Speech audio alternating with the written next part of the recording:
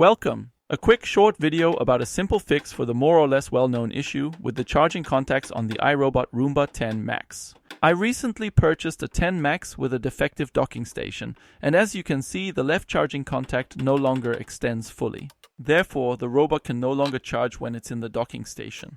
I then looked at the whole thing from the underside and decided to push the charging contact back out of the opening. Next time, however, I would use a tool to align the contact a little instead of the brute force method shown. A video on how to open and disassemble the docking station will follow soon.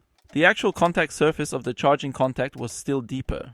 The likely cause is heat, which caused the plastic of the charging contact to soften, and the charging contact to be pushed down by the weight of the robot over time. Since the station was in a very neglected condition and extremely dirty, I suspect that dirt initially prevented the charging contact from lifting completely, which then led to poor contact between the charging surfaces, increasing the contact resistance and thus the temperature at that point.